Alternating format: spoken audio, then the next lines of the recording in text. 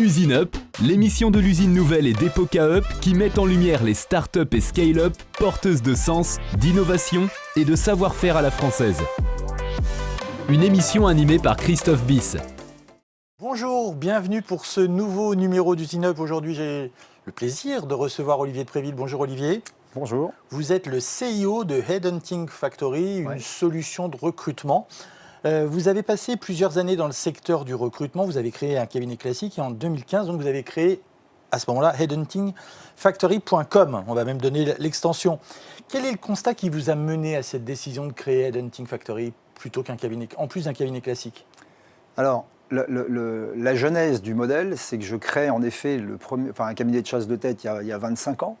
Pendant 19 ans, on va en parler après, pendant 19 ans, je fais de la chasse traditionnelle sur des fonctions de direction et direction générale.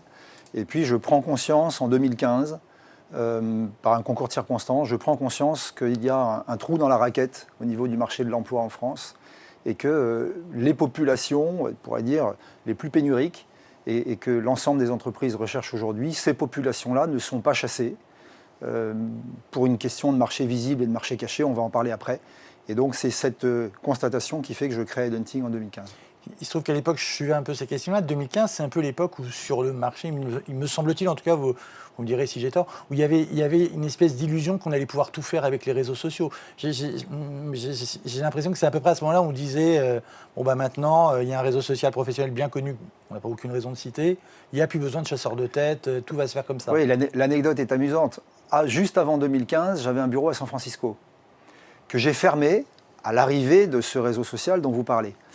Pourquoi ? Parce que tout le monde me disait, mais en Californie, c'est plus la peine de faire de la chasse de tête. Maintenant, il y a ce réseau social dans lequel tout le monde est, entre guillemets, et donc la chasse de tête n'a plus de raison d'être. J'ai donc fermé le bureau à San Francisco pour me rapatrier sur les autres pays sur lesquels nous étions. Jusqu'à se rendre compte aujourd'hui, en tout cas depuis 2015, et on voit la croissance qu'on a depuis 2017 en particulier, pour se rendre compte que trop d'infos tue l'info, trop de monde sur ce réseau tue le réseau, et qu'aujourd'hui, les clients ne trouvent plus les candidats et qu'il faut les chercher de façon différente. Oui, parce que 2015, c'est ça. Et puis vers 2018-2019, ce qu'on a commencé à entendre, en tout cas comme journaliste, c'est qu'à l'inverse, il y avait des gens qui se retiraient des réseaux parce qu'ils en avaient assez d'être sollicités tous les jours, voire plusieurs fois par jour, notamment les profils de data scientists. Alors, intéressant également, ce réseau social, alors, je ne sais pas si on peut citer. On peut le citer. LinkedIn fait une publicité il y a quelques années que j'ai trouvé extraordinaire et qui nous a fortement servi. LinkedIn dit, il y a quelques années, 60%, fièrement, 60% des candidats sont sur LinkedIn. Donc 60% des candidats actifs sont sur LinkedIn. Très bien, mais ça veut dire quoi ? Ça veut dire que 40% n'y sont pas.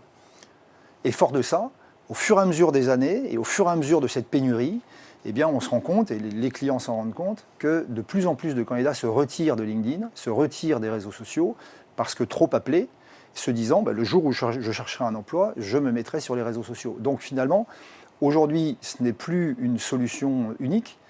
Il faut absolument, en effet, travailler les réseaux sociaux, et il est important de les travailler, mais aujourd'hui, il y a 50% des candidats qui n'y sont pas. Comment vous définissez ce fameux marché caché? Oui, c'est ça. Alors, il y a deux marchés. Il faut voir le marché de l'emploi comme un iceberg. Vous avez la partie visible et la partie cachée. La partie visible, ce sont tous les candidats qui vont répondre à vos sollicitations.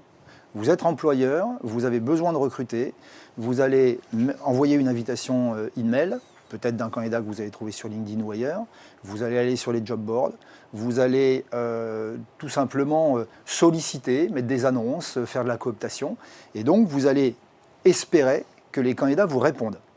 C'est comme si vous étiez au milieu de l'océan avec une canne à pêche, avec un bel hameçon, un bel appât, et vous attendez que ça morde. Le problème, c'est que les fonctions pénuriques ne mordent plus. Et donc, comment fait-on pour aller chercher quelqu'un qui ne répond pas ? Tout simplement, on va le chercher sur son portable. Oui, et puis sans oublier qu'il y a peut-être des gens aussi qui ne savent pas qu'ils cherchent un emploi, jusqu'à temps qu'on leur en propose un. 100% des candidats, on a 250 postes ouverts en ce moment, 100% des candidats que l'on approche ne sont pas en recherche. Pourquoi ? Parce qu'ils sont en poste. Ils ne sont pas sur le marché visible, ils sont sur le marché caché, et ce n'est même pas qu'ils attendent qu'on les appelle. Quand on les appelle, 50% d'entre eux disent « nous ne sommes pas intéressés », mais 50% disent « vous avez eu raison de m'appeler ». Mais c'est pas... Je me fais l'avocat du diable, mais est-ce que c'est pas un peu paradoxal d'aller chercher des gens qui ne cherchent pas alors qu'il y en a tant qui cherchent aujourd'hui Pourquoi allez vous embêter, j'ai envie de dire? C'est un vrai sujet. Le problème de nos clients, c'est qu'ils ne trouvent plus.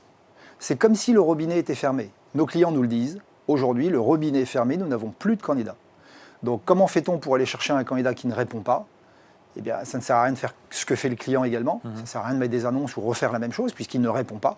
Et donc, dans ce cas-là, il faut aller chercher. Et le principe, c'est d'identifier une entreprise, c'est de recréer son organigramme, de trouver qui fait quoi. On n'a pas les candidats n'attendent pas chez nous sur étagère, on n'a pas de base de données, nous ne sommes pas un cabinet de recrutement, nous sommes un cabinet de chasseurs de tête, on va dire 4.0, et je vais vous expliquer pourquoi.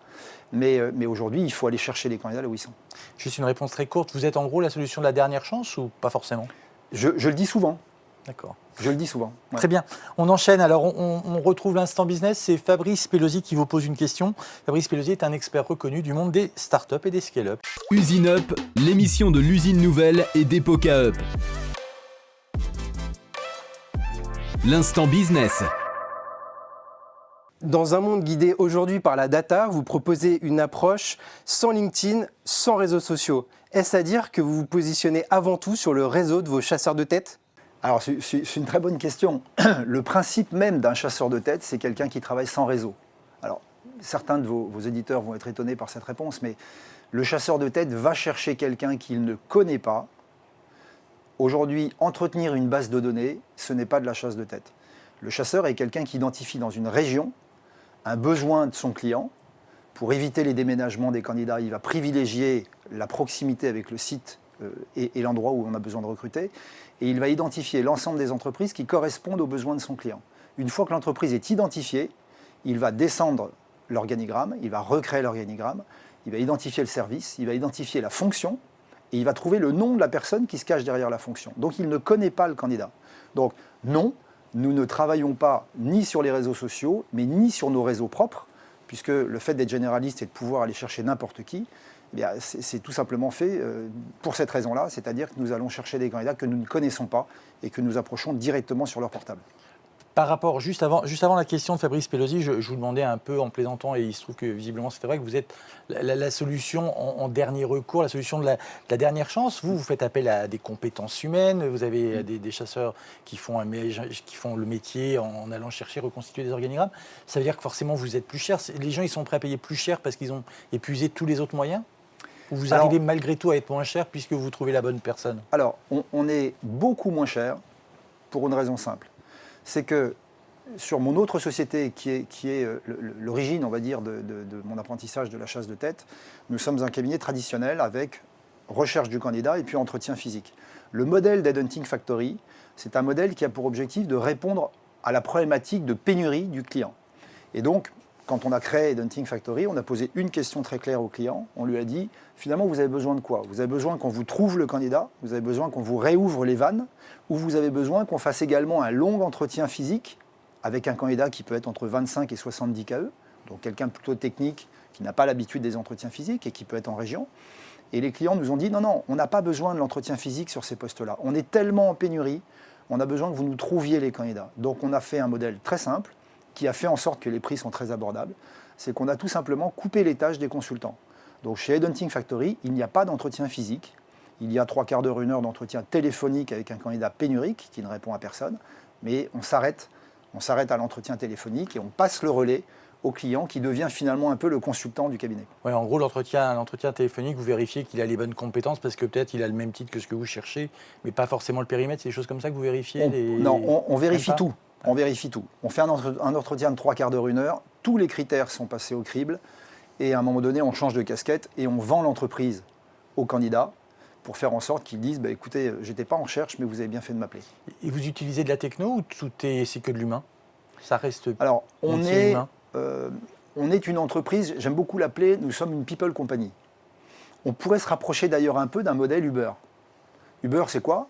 C'est un ensemble de gens, de chauffeurs, qui sont absolument partout. Donc vous ne pouvez pas conduire une voiture aujourd'hui sans chauffeur.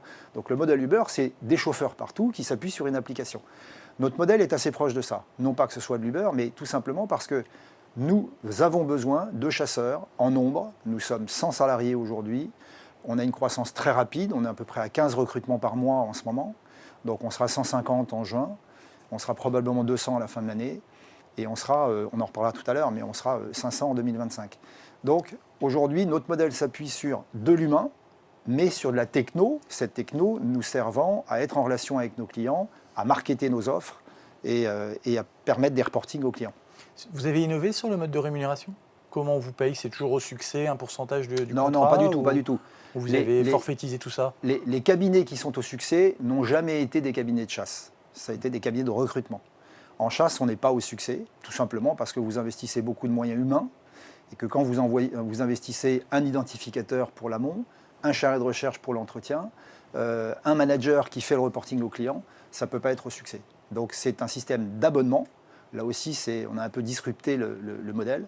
C'est un système d'abonnement mensuel où le client prend un abonnement de 6 mois ou 12 mois et qu'il paye tous les mois. Alors si j'ai bien compris, d'habitude, c'est vous qui appelez les gens pour leur poser des questions. Là, c'est Caroline Chalin-Darginet, elle ne vous appelle pas, elle est patronne du pôle Influence et Relations Médias d'Epoca. Elle vous pose une question, c'est l'instant Médias et RP de Usine Up. Usine Up, l'émission de l'usine nouvelle et d'Epoca Up.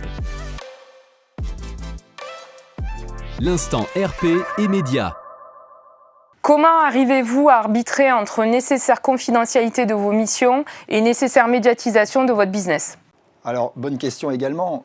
Nous sommes, en tant que chasseurs de tête, un métier confidentiel, c'est-à-dire que nous n'indiquons pas qui sont nos clients, ou en tout cas, si nous indiquons qui sont nos clients, nous n'indiquons pas quels sont les postes qui nous sont donnés.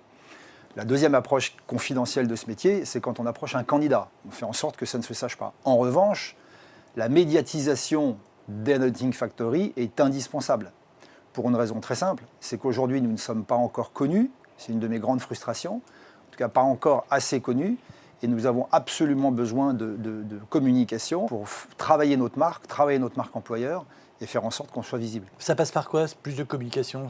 Vous allez créer, vous pourriez avoir un blog, vous pourriez... Non, alors, on a vraiment confié ça en effet à des pros. Donc aujourd'hui, l'objectif, c'est de faire en sorte d'être visible sur les réseaux sociaux. Paradoxalement, on n'utilise pas les réseaux pour trouver nos candidats, mais on les utilise pour notre communication personnelle. C'est être visible, peut-être comme on le fait aujourd'hui, c'est aussi de la visibilité. Et puis, c'est faire en sorte qu'on parle de nous parce que nous sommes les seuls aujourd'hui, on n'a pas de concurrents au niveau européen, et donc on a besoin que ça se sache. Et je vous dis, ma grande frustration, c'est que tous les patrons de PME et tous les DRH aujourd'hui ne sachent pas qu'on existe. Voilà. Donc, on a besoin de communiquer. Et ils ont des médias. Il y a des médias pour les DRH, c'est par là que vous allez essayer d'aller Oui, il y a des médias spécialement pour les DRH. On a fait il n'y a pas très longtemps un article qui a eu beaucoup de répondants sur la NDRH. Et puis il y a tous les médias classiques que touchent, en tout cas, et que regardent les entreprises et les DRH. Oui. Parce qu'aujourd'hui, donc c'est-à-dire qu'aujourd'hui, finalement, on vous connaît par bouche à oreille parce que quelqu'un le DRH qui a galéré pour trouver un poste, quand il va voir un copain, il va lui dire moi j'ai trouvé cette solution-là qui a marché. On nous connaît parce qu'on a 12 commerciaux aujourd'hui qui passent leur journée à appeler des patrons d'entreprise et des DRH pour dire connaissez-vous Headhunting Factory ? Généralement, la réponse est non. Et lorsqu'ils détaillent ce que l'on fait, nos interlocuteurs disent « Mais comment se fait-il qu'on ne vous connaisse pas et comment se fait-il qu'on ne vous ait pas connu plus tôt ?» Parce que c'est exactement ce qu'il nous faut aujourd'hui. Il faut vraiment savoir qu'aujourd'hui, un DRH, un recruteur, un patron de PME qui a des postes pénuriques, ça peut être des fonctions industrielles, ça peut être des fonctions commerciales, de maintenance, de ce que vous voulez. Une fonction pénurique met en péril l'entreprise. Et donc, les entreprises, souvent, quand elles entendent parler de nous, elles disent mais on est très heureux de vous rencontrer. On a à peu près, dans nos approches, un client sur 3 que l'on approche en prospection signe avec nous. Oui, on entend souvent dire d'entreprises, en tout cas, on entendait souvent dire, en tout cas avant le Covid, ça c'est sûr, pendant un peu moins, que parfois il manquait plus de compétences que de clients. Et ils disaient, si j'avais plus de gens, je pourrais accepter des clients. Ça, on l'a beaucoup entendu dire. Les postes pénuriques, alors c'est pas moi qui le dis, ce sont des informations INSEE, on dit qu'il y a, sur vraiment les postes pénuriques, il peut y avoir entre 5 à 7 offres pour un candidat. Donc très clairement, quand vous êtes employeur, quand vous êtes recruteur, et que vous savez que vous avez 6 collègues de 6 entreprises différentes qui cherchent le même candidat, et que vous êtes avec votre canne à pêche et vous attendez que ça morde, eh bien ce sont ceux qui vont être plus efficaces qui vont trouver les candidats. Et la meilleure façon d'être efficace quand vous êtes 7 à chercher le même candidat, c'est d'aller directement le chercher sur son portable en chasse de tête. Et vous, c'est uniquement les postes de cadre dirigeants ? Vous Non, allez jusqu'à quel niveau ? Headhunting Factory est un modèle, là encore, un peu disruptif. Pour bien comprendre, la genèse, tout à l'heure, vous me posiez la question de la genèse et donc du trou dans la raquette. En 2017, on se rend compte que toutes les fonctions entre 25 et 55, 60 KE ne sont jamais approchées par des chasseurs de tête. On le sait puisque nous-mêmes, nous ne travaillons à ce moment-là que sur des fonctions à plus de 70-80 000, en moyenne 100-150 000 euros. Donc les chasseurs ne vont pas sur ces fonctions-là, 25-60 KE. Les cabinets de recrutement ne font pas de chasse, donc ils sont avec leur canne à pêche. Et l'intérim sur les fonctions techniques, etc., ne correspond plus parce que les clients n'en veulent plus. Et donc, on se rend compte en 2017 qu'il y a un énorme trou dans la raquette et que personne n'y va. Et que toutes ces populations de gens qui sont en poste, qui sont plutôt pas mal sans y être bien à 100%, et bien finalement, ces gens-là aujourd'hui ne sont approchés par personne. Et donc, il faut absolument aller les chercher. Donc, Headhunting Factory, c'est 2 offres. Une qui démarre à 22 000 et qui s'arrête à 70 000 sur les fonctions les plus techniques et les plus pénuriques. Et une autre un peu plus particulière, qui gère l'intégralité des postes, mais le point commun des 2 offres, c'est qu'il n'y a pas d'entretien physique. Et donc que les prix sont très bas. On retrouve tout de suite l'instant marque, c'est Axel Salmon, directeur associé de l'agence Epoca, qui a une question à vous poser. Usine Up, l'émission de l'usine nouvelle et d'Epoca Up. L'instant marque. Vous insistez beaucoup dans votre communication sur le fait que Headhunting Factory n'est pas un cabinet de recrutement comme les autres, n'est pas une marque comme les autres. Or, dans les codes d'expression de cette marque, on reste quand même assez rationnel, assez sobre. Est-ce que vous pensez que la marque, telle qu'elle est configurée aujourd'hui, est le bon véhicule de communication pour faire comprendre, faire entendre votre différence? Alors, c'est une bonne question. On est en train, en effet, de travailler la marque. Ce n'est pas automatiquement la marque en tant que telle. C'est le site, c'est la communication finalement qu'on véhicule. Aujourd'hui, on se rend compte que dès lors que quelqu'un est au courant de notre existence, ça match. Il est intéressé et souvent il signe. Donc on a une problématique, j'allais dire, de communication, d'existence en termes de communication. Il ne faut pas oublier que tout ça a été très très rapide. En 7 ans, on a une croissance extrêmement rapide. On ne s'est pas occupé de notre marque, on ne s'est pas occupé de notre image.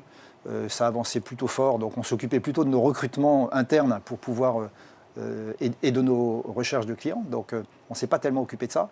Et donc depuis 2 ans, on travaille pour vraiment travailler cette marque et pour nous rendre visibles.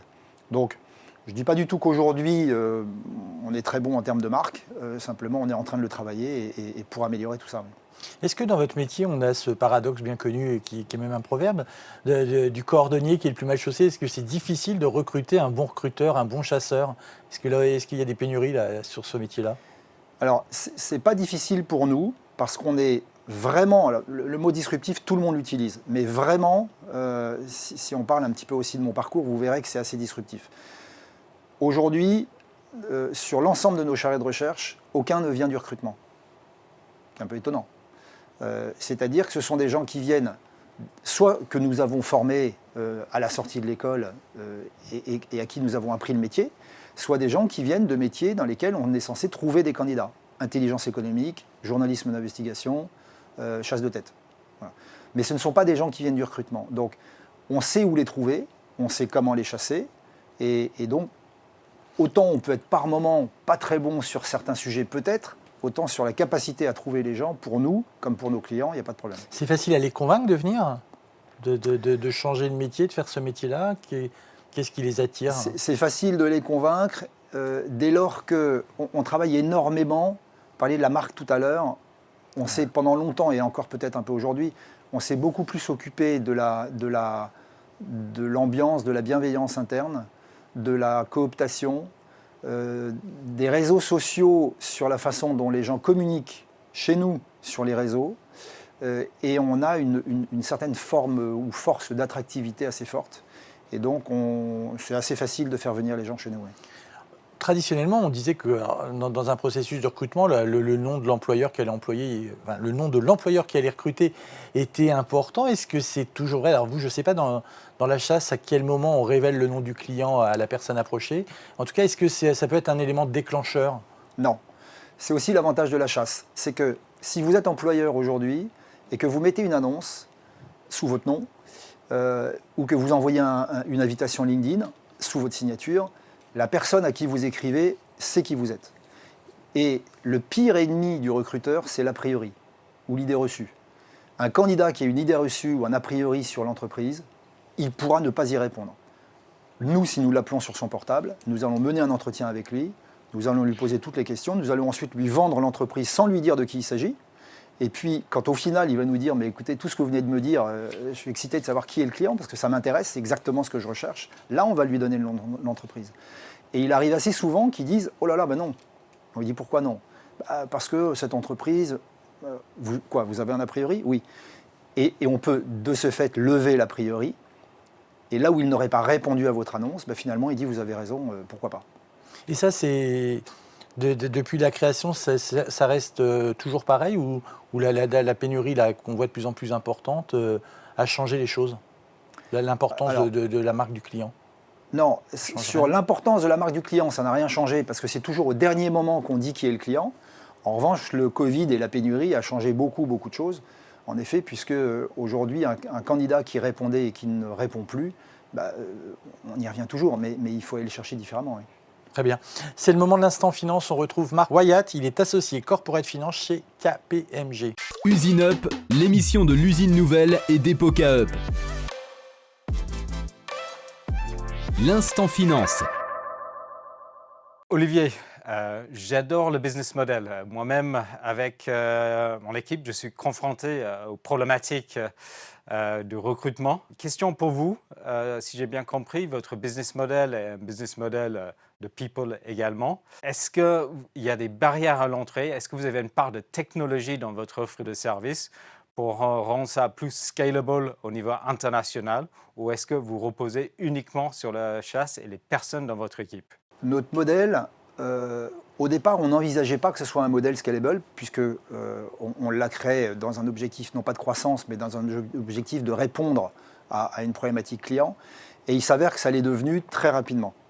Pour une raison simple, c'est que, comme je vous l'ai dit, notre modèle repose sur de l'humain, mais la techno est assez présente pour faciliter la mise en relation avec nos clients, le reporting, pour faciliter tous les éléments qui aujourd'hui n'existent pas.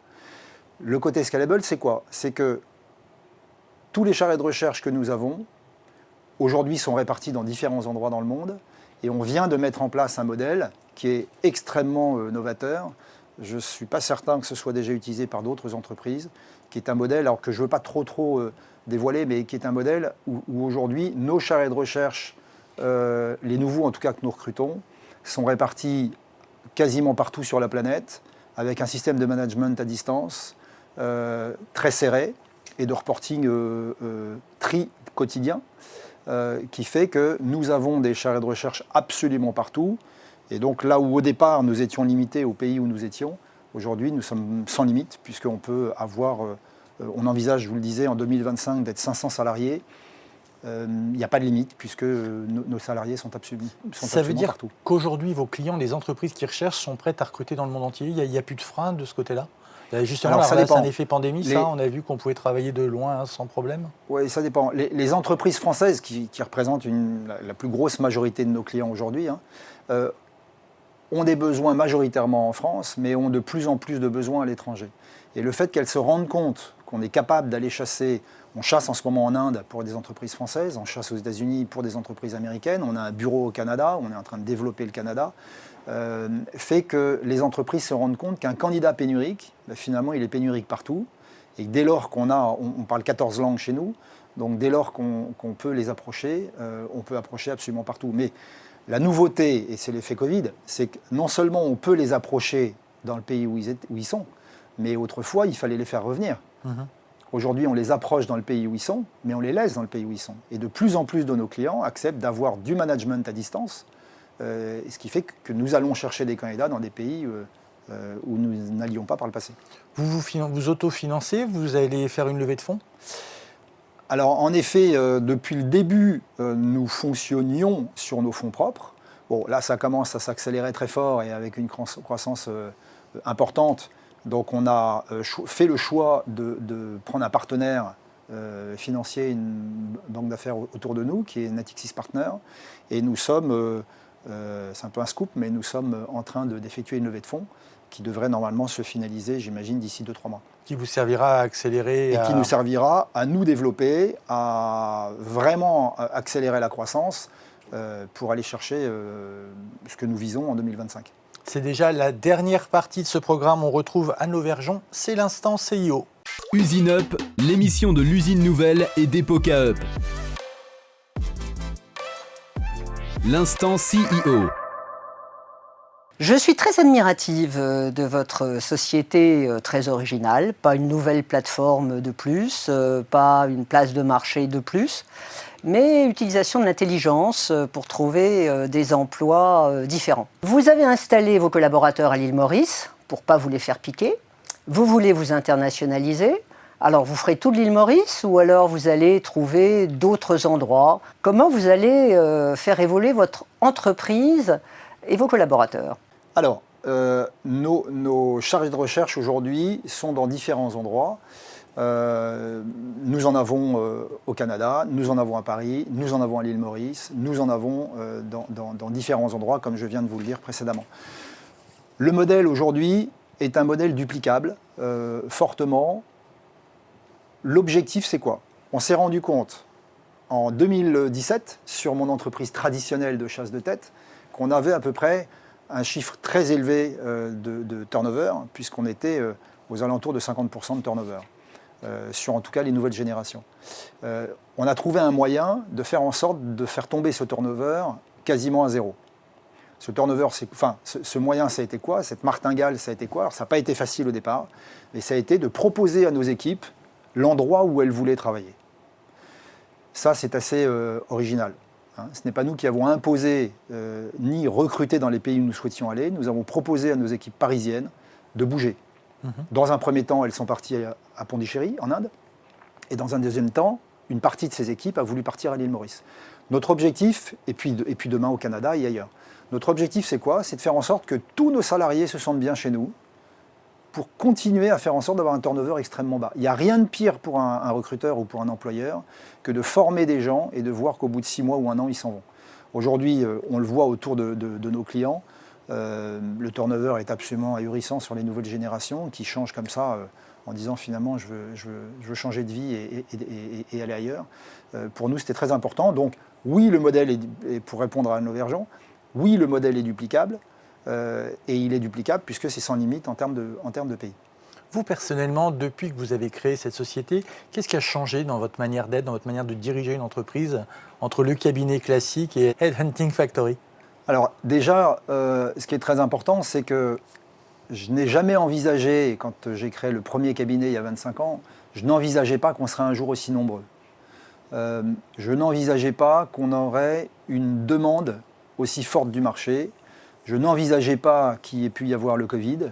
Le Covid a été extrêmement triste et extrêmement une période très compliquée pour beaucoup d'entreprises et pour beaucoup de particuliers, bien évidemment. Ça a été pour nous, alors je suis toujours un peu gêné de dire ça, mais ça a été pour nous une période faste en termes de business, pour une raison très simple, c'est qu'en mars 2020, on a un mouvement de panique, comme toutes les entreprises l'ont, en se demandant ce qui va se passer.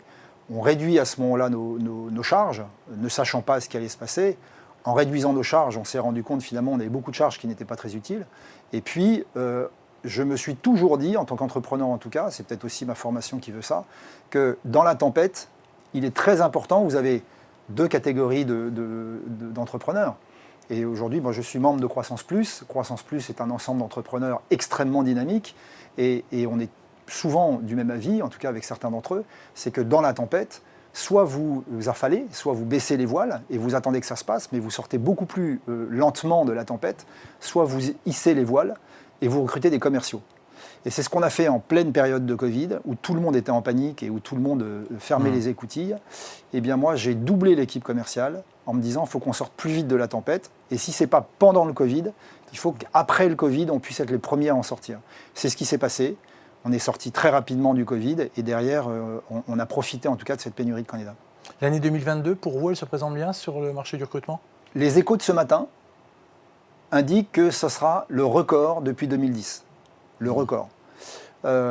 Donc, a priori, je pense que ça se présente plutôt bien.